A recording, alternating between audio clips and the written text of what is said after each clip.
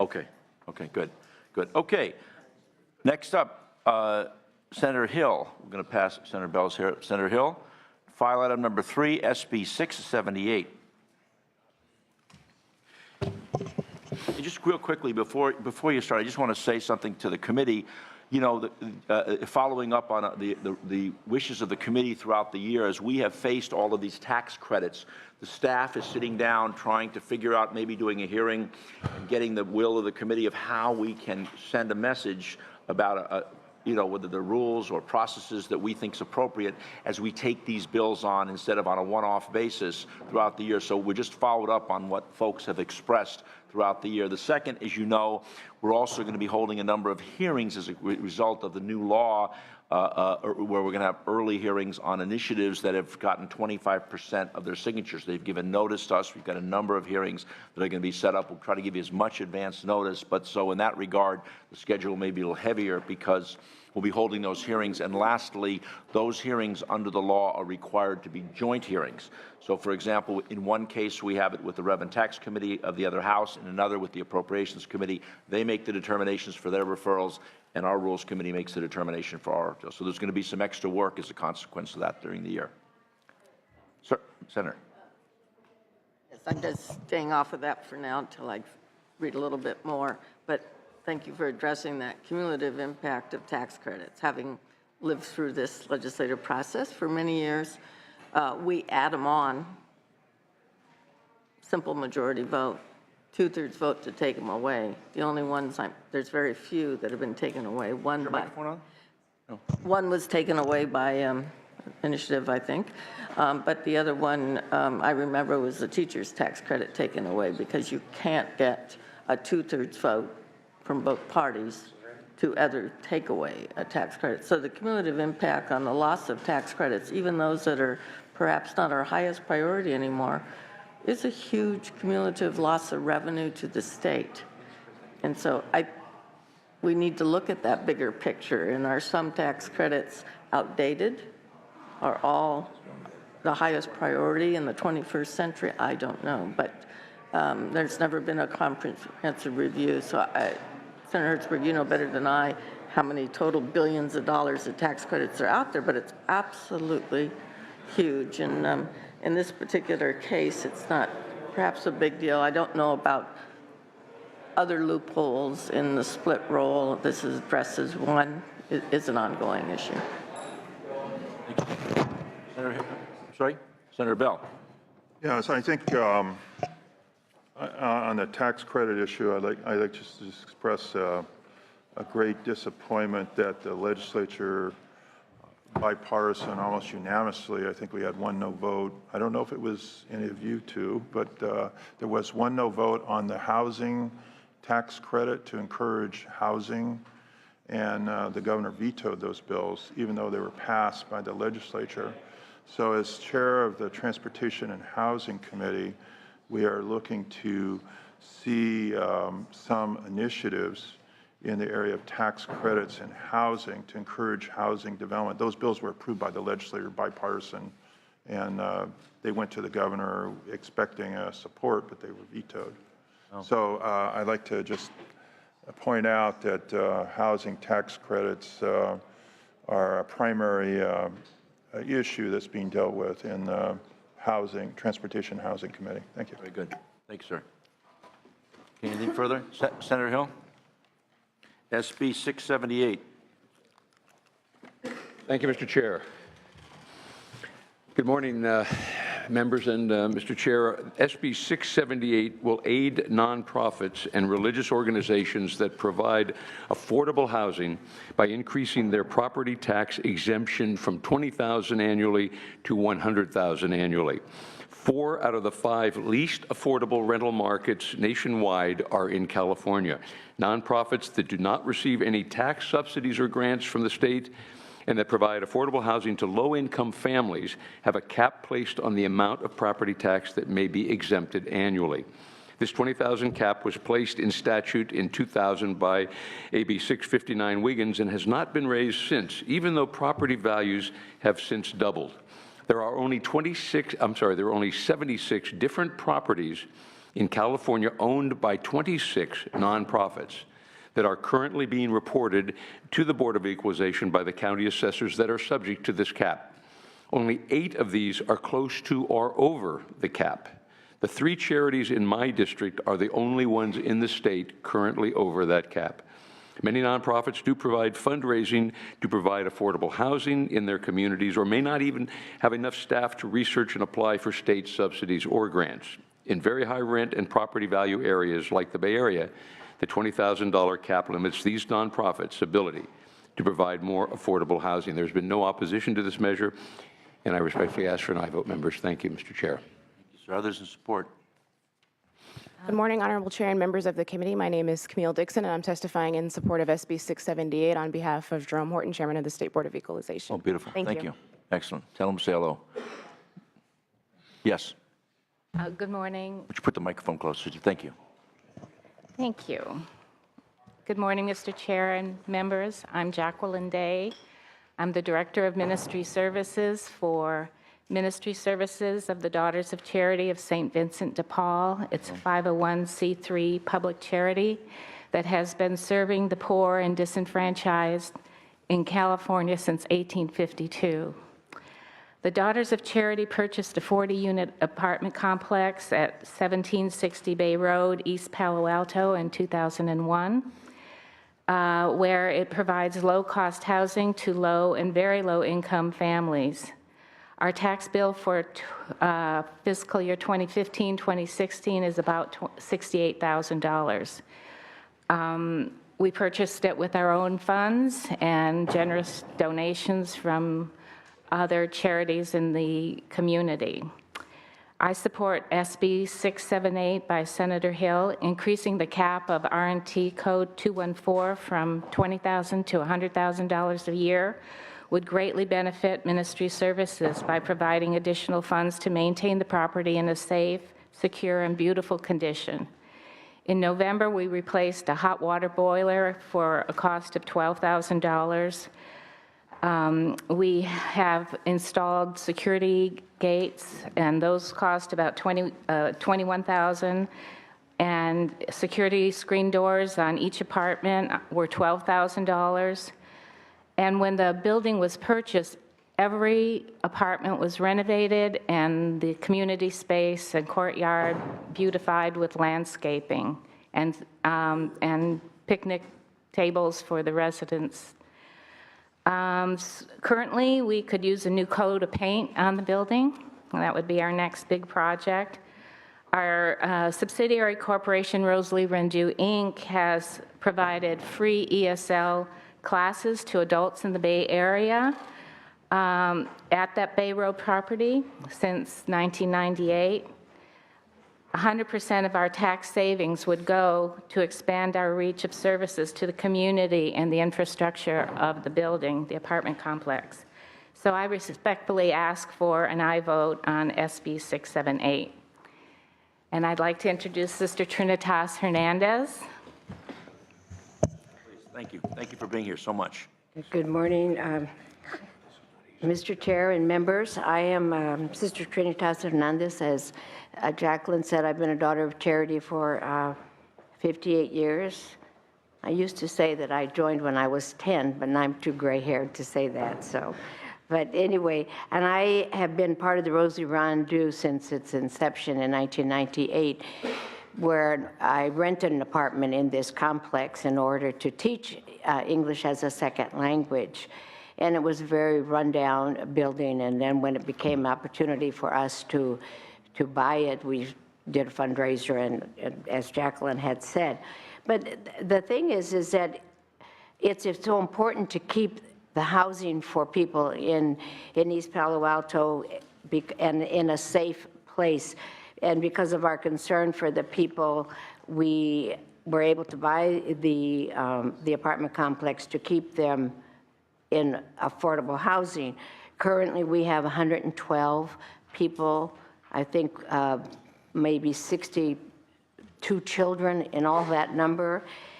We have one family. This just gives you an idea of their income that makes a family of 5 with Their annual gross income is $26,000. We have a man who makes $10,500.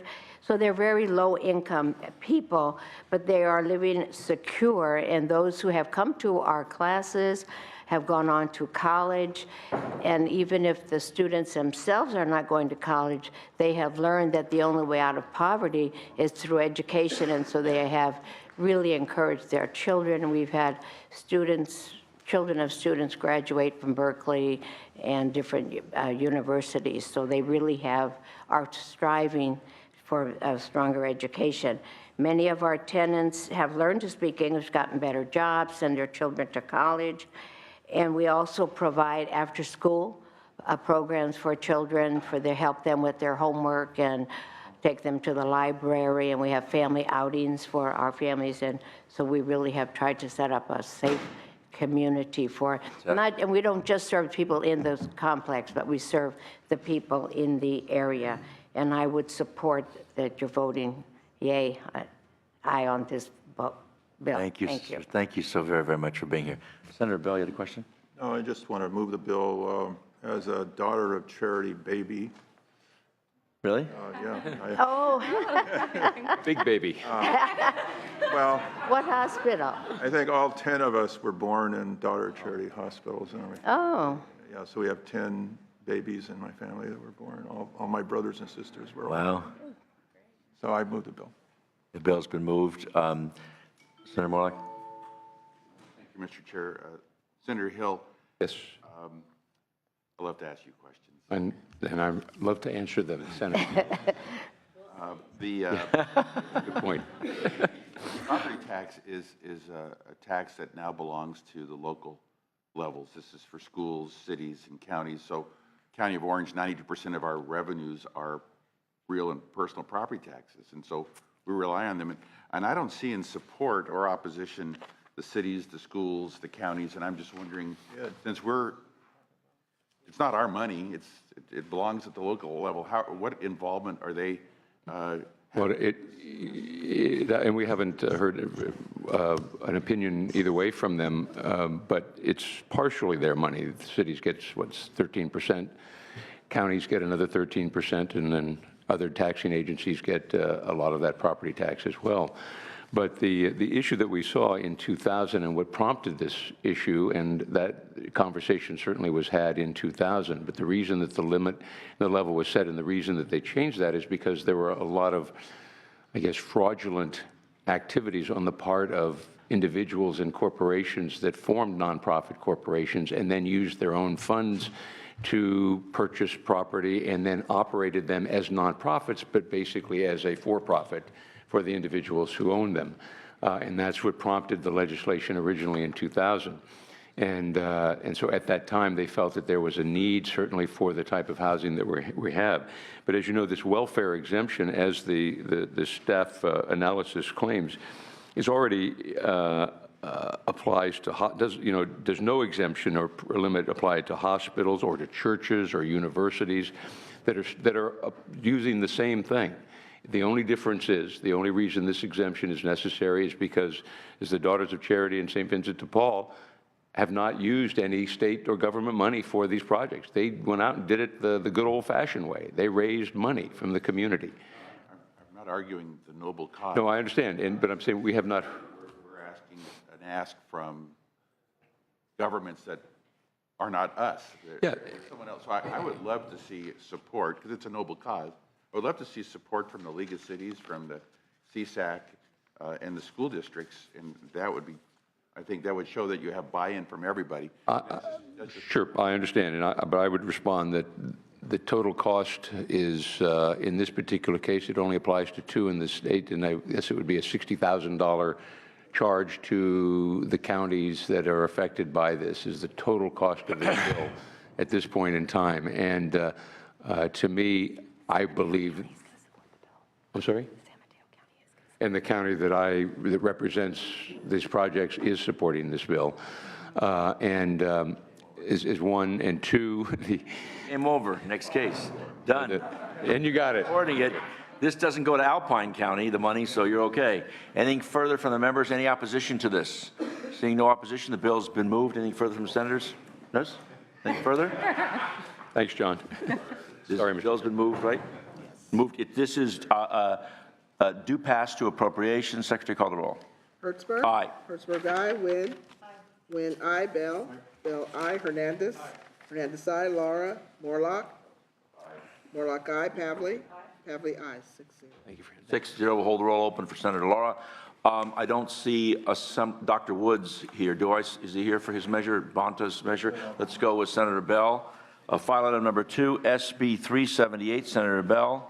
Recommendation is to do pass as amended to appropriations, and I understand that Senator Bell has taken the language of refining the language at the top of page 12, subsection 2, remove the new construction exclusion. File item 2, members. Sir.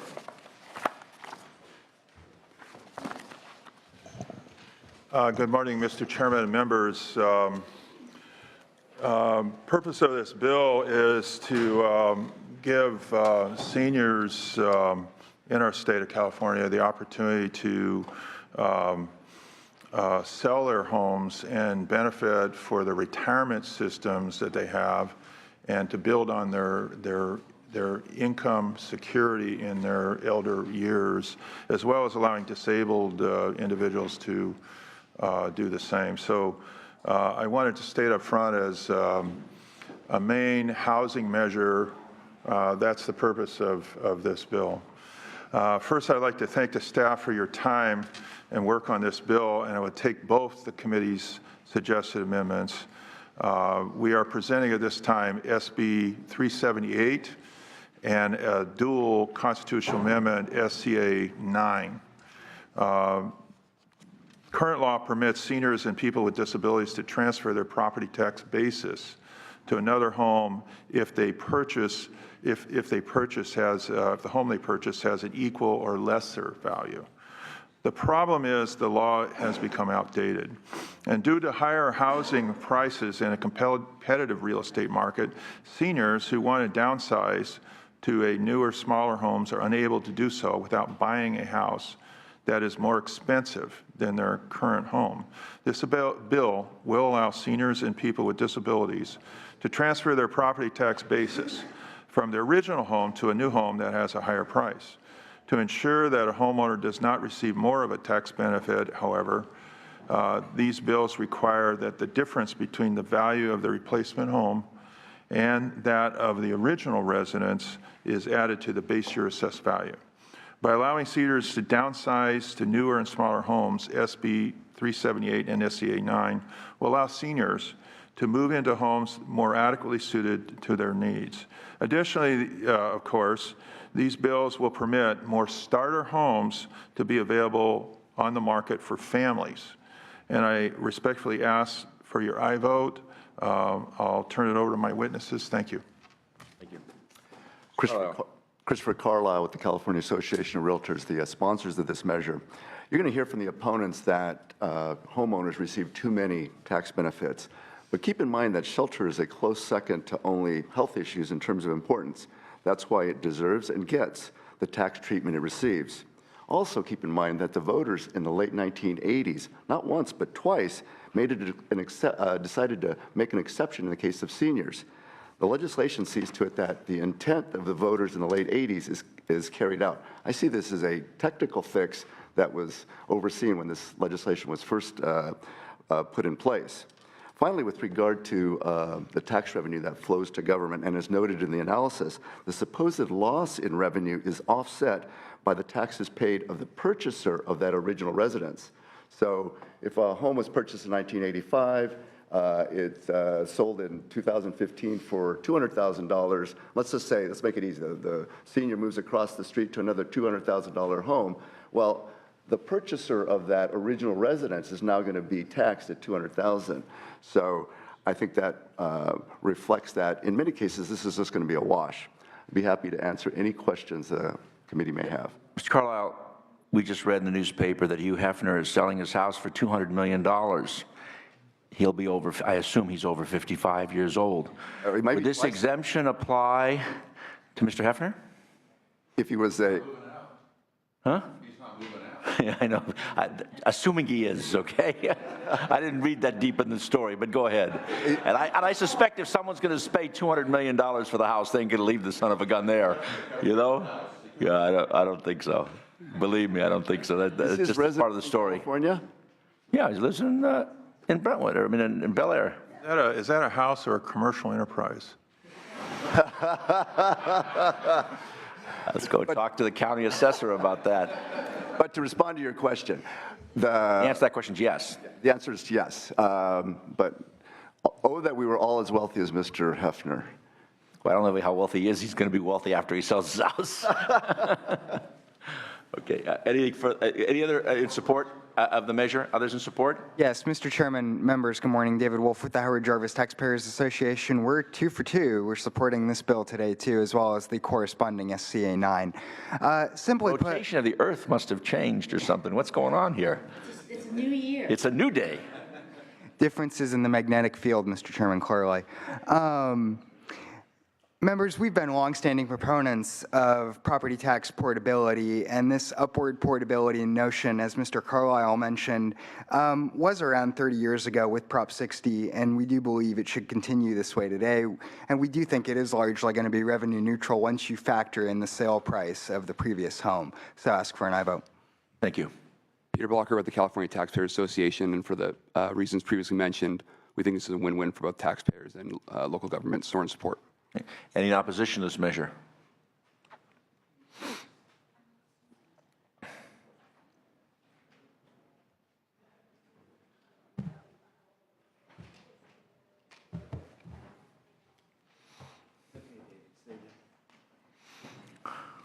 Good morning, Mr. Chair and members. Dorothy Holzman with the California State Association of Counties. We have an opposed unless amended position because of the potential fiscal impacts, which the BOE marks at $7 million annually in property tax revenue. We'd like this to model after the Prop 90, where each county makes the decision by their Board of Supervisors if they would like to expand the program to allow homes of greater value to also allow the base year value transfer. But because we are concerned about the loss of revenue, we do have an opposed position at this time. Thank you. Thank you so much. Sir. Lenny Goldberg, California Tax Reform Association, and I was around when we did the Prop 6090, and this is a fundamental change. This is not a technical fix. And the reason for that is that Prop 13 has its benefits protecting seniors like me. I've gotten a great run with low property taxes. Thank you, David. But it also has a problem that was admitted to by all supporters, which is that it locks people into their house because you have a low value, and if you have to move, you would have to pay more. So Prop 6090 said, well, we have a lock-in problem, so here's how we're going to fix it. We're going to say the senior like me, whose kids are all gone and I have a big family house, will move out to something smaller and cheaper. And that will not have as much of a revenue loss because the new house will be assessed at full market value. I'll take my lower assessment, but into a cheaper house, so the differential, the disparity is not going to be that high. Okay. So now we say, I can sell my house, keep my very low property tax assessment, and go bid up against the younger people who are trying to enter the housing market. The idea is I'm supposed to leave my house so people can buy it, families can have a big family house. But if I can then move from here to the Bay Area and take my, $5,000 in savings, that's $5,000 in housing costs that I don't have to pay every year. Amortize that over a bunch of years, it's a lot of money. And I can bid up the housing market and outbid the people who are coming in. So my concern, we've already lived with the revenue loss of this shift, but the whole purpose of this and the reason why the legislature passed these bills to put on the ballot was to improve the housing market and address the lock-in effect of Prop 13, which is a real effect, undeniable.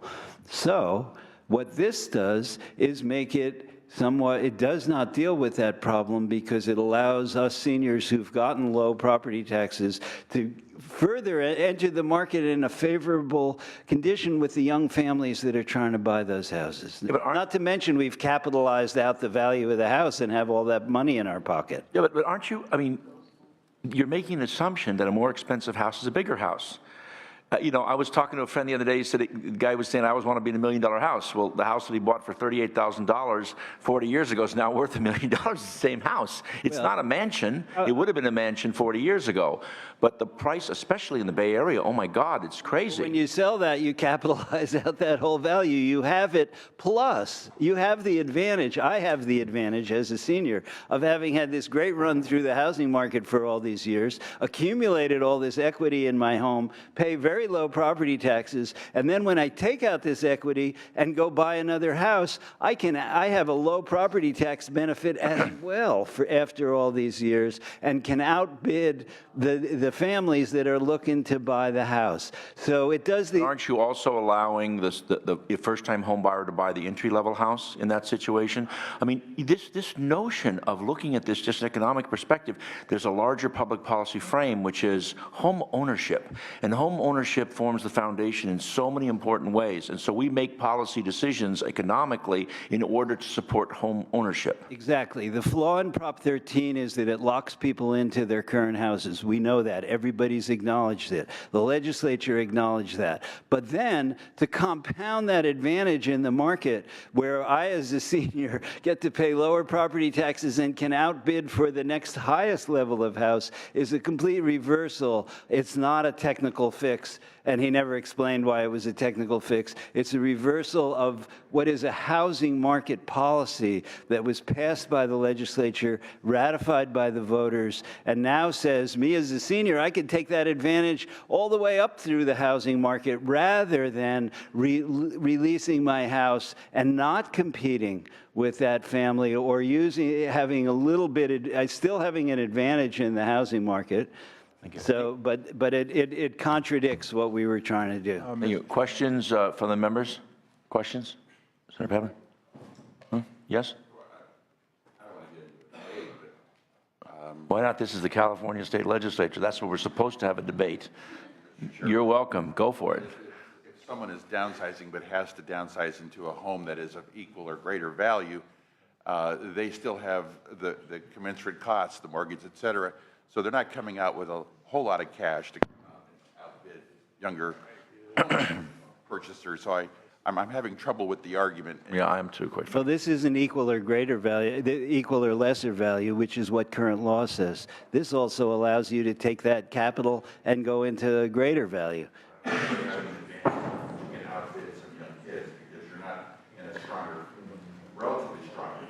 If I have a low property tax and a high value, I have a huge amount of equity to roll over, and I still get, in this bill, I still get the low property tax. I don't understand how we can say we're trying to help the housing market, and what we're doing is giving the people who've gotten all the benefits in the housing market the greater advantage. But that's okay if you want to do it. 65, you'll understand. I'm 70 years old. Okay. Too old to be. Any further opposition? Senator Pavley has a question. I'd be glad to move the bill. Okay. And this is I was trying this to- is a due pass as amended to I appropriations. usually agree with Mr. Goldberg 90% of the time, but just in a real-life experience with the baby boomers, huge number, I mean, we got homes for very little dollars, pre-Prop 13 as well. I look at my neighborhood, 500 homes, I'd say 3/4 of us would like to move or will need to move if they're two-story homes, et cetera. And you're buying from the suburb area, then maybe more to an urban setting, closer to services or hospital, you're going to have, the housing prices everywhere are more expensive. Right. We're locked in. So I know tons of, the 30-year-olds, the millennials are moving up. They would love access into these sort of middle-class homes. These aren't the fancy newer homes. These are the 3-bedroom, 2-bath, good school district homes. We're taking up all that housing market. They can't get into it because the only homes being built are the huge mega mansions I think. You've got the seniors trapped in, trying to get out because that one-story, simple area where services are around you, you can walk, transportation, everything, you can't move out. And so I think this bill is incredibly important, freeing up, and I see it sort of even on the property tax, because when the new people come in, they're going to pay the higher property tax, but there's so much inequities now, right now, and I think with the aging baby boomer generation and the built-up of sort of those affordable middle-class homes that everyone bought during the 70s and 80s, I think there's a built-up need for those 30-year-olds to be able to buy them and get in the housing market. I think you're completely So I'll be supporting this bill and be glad to The make a motion's, motion. it's due pass is amended, this is, due pass is amended to appropriations. Any further opposition? Any further questions from the members? Senator, you'd like to close on this measure? Yes, I'd like, Mr. Chairman, to remind that we have a companion constitutional amendment as well as this bill. The fiscal analysis of this, I want to point out that if you look at only the cost side without a more, what I call dynamic analysis, when you look at what Senator Pavley correctly pointed out, the fact that the resale of the homes the seniors are leaving that will be valued in the sale price at much higher. The tax revenues on that are not counted in strange, inappropriate, confusing way we analyze the tax situation in bills. We should have a more dynamic look at these things, and we don't do that. And we've been talking about it for a year, but nobody's done anything about it. So I just want to point that out, that this is actually a way of stopping the extinction of starter home purchases by young families. And we have to take action when we see these kinds of things happening, and they are happening in high-cost areas and eventually throughout the whole state of California. So I urge an aye vote on this bill. I think it will benefit housing for young families as well as for seniors. I urge an aye vote. Thank you. Thank you, sir. This is file item number 2, SB 378. Senator Bell, due pass is amended to appropriations. Secretary, call the roll. Hertzberg. Aye. Hertzberg, aye. Wynn. Wynn, aye. Bell. Aye. Bell, aye. Hernandez. Hernandez, aye. Laura. Laura, aye. Morlock. Morlock, aye. Pavley. Pavley, aye. 7-0. 7-0, that measures out. And also, as a companion measure, file item number 4, SCA 9, which is the constitutional companion to this. Do I have a motion on this measure? Moved by Senator Morlock. This is to be adopted to elections and constitutional amendments. Is that what it says? Adopted, that's the right word? To be adopted? It's adopted. It's adopted to be referred to the Elections and Constitutional Amendments Committee. Bill's been moved. Secretary, call the roll. Hertzberg. Aye. Hertzberg, aye. Wynn. Wynn, aye. Bell. Bell, aye. Hernandez. Hernandez, aye. Laura.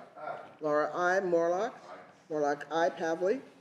Pavley, aye. 7-0. 7-0, the measure's out. File item number 5, AB 21 Bonta, presented by Dr. Woods, who I just saw, and now I looked up. Oh, we're waiting? Okay, Dr. Hernandez. We got the doctors talking to the doctors. Okay,